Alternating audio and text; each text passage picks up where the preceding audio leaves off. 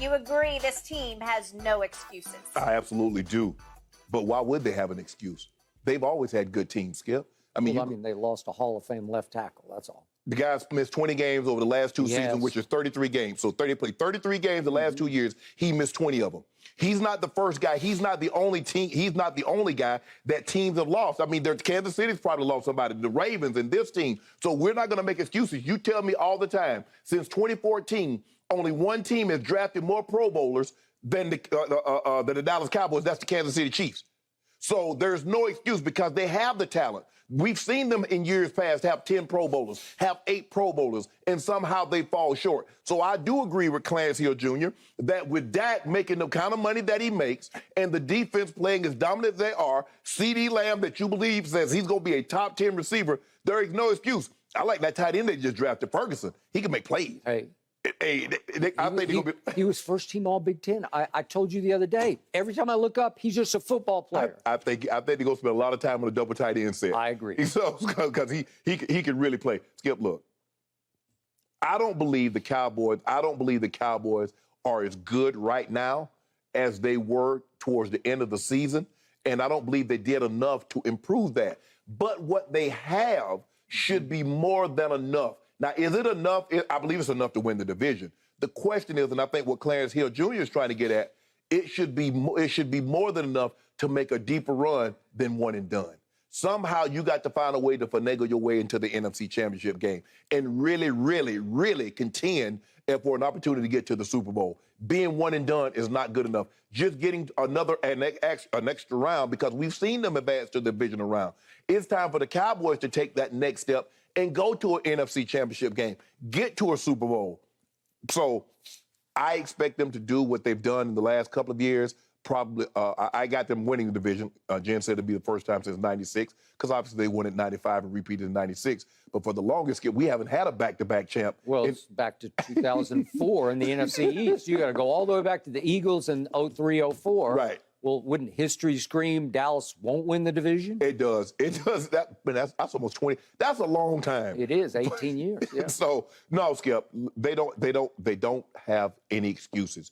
And Jared's, listening to Mike McCarthy, it seems like they're going to bump Tyler Smith out to the left. I agree. To the left. I could be wrong, Skip, but that's what I'm listening to him talk like we drafted him. We thought that okay. They drafted him to replace Tyron Smith. Not now, but they drafted him to replace him. He is the meant to be left tackle. That is correct. And yet I'm with you. I think maybe pride goeth before the fall, but because Jerry's pride is sunk into it, because Mel Kiper said that was a horrible pick, a horrible reach. Everybody thought it was a reach. I think they're just going to say, you know what? The kid competes.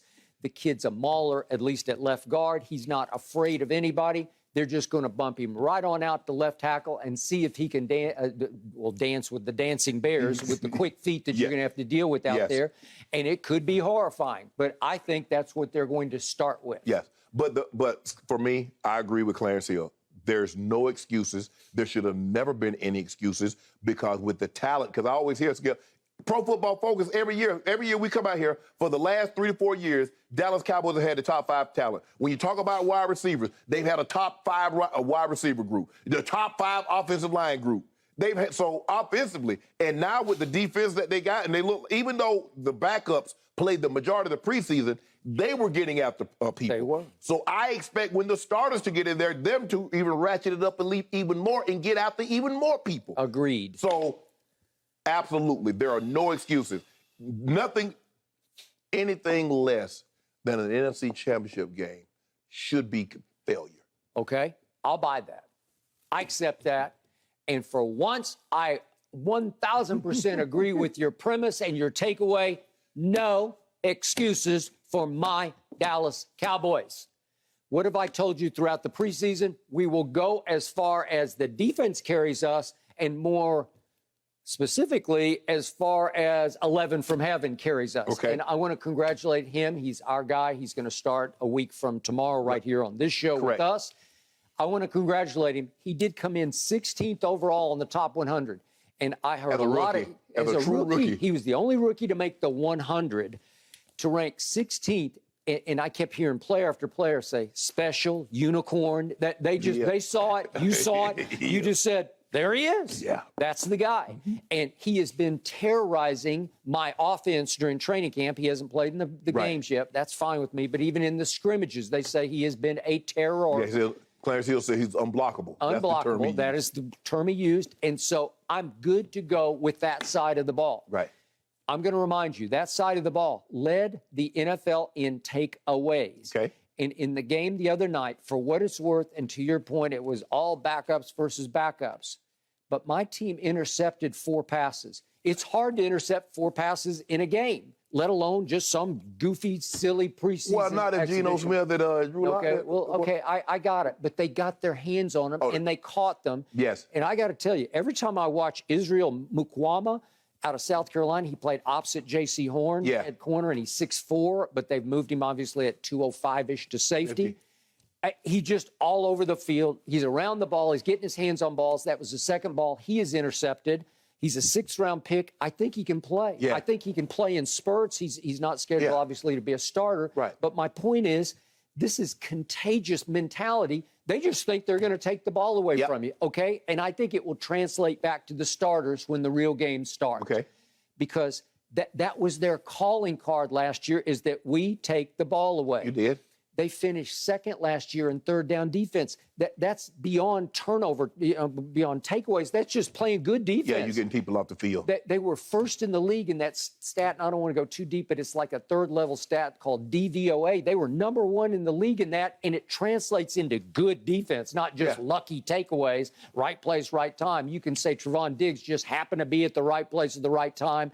He clued, he gambled, he won, he caught some balls, he led the league in interceptions. What about the player? I got a player that's not a player that's going to probably upset your apple cart, and you're going to agree with this. Mike McCarthy. Okay, well, obviously, they're going to have to win in spite of, please drop the Mike McCarthy. But I do believe that Dan Quinn is seen by the players as the sort of unofficial head coach. But he don't coach offense. Okay, but he is the head coach of the more impressive and important unit to me. And so I'm good with that. And I think they think that Jerry kind of sees him as the heir apparent to Mike McCarthy. I don't know why he didn't get a head coaching job. Jerry claimed that he bamboozled the whole league into thinking that he was going to elevate Dan Quinn. What y'all do about them penalties?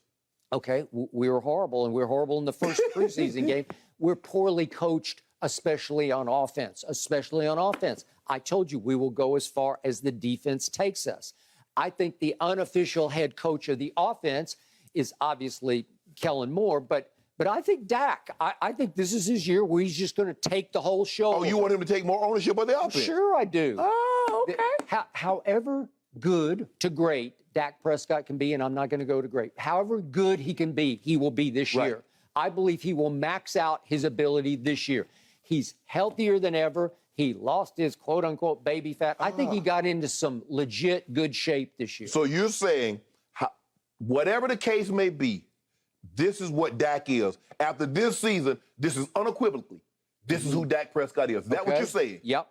That's exactly because you think he's just sort of mediocre, right? Yeah, I think he's 12, 13, 14, middle of the pack. I don't think he's a top 10 quarterback. Okay. No, I don't. All right. I think he'll be the 10th best quarterback, and that's good enough to go away. Yeah, in the playoffs. If your defense is what you're saying they're going to be. That is correct. Yeah, a top 10 quarterback, absolutely. And as I've told you, just when I thought Jerry had done nothing or next to nothing through the offseason, they did sign the USFL MVP and Cavante Turpentine. And again, if you pour a little turpentine into the offensive mix, maybe it starts to percolate. Well, I did see him get a couple of snaps on the offensive side of the football. They couldn't get him the football. Right. They couldn't make it happen. Right. But Dak wasn't out there. Right. So I got to see Dak. And Dak has been raving about Tony Pollard, and he has game-breaking ability, and I think they're going to put him in the slot or at least throw it to him more out of the backfield. I think he's going to play a much huger role than he did. Right. We've seen him run kickoffs back.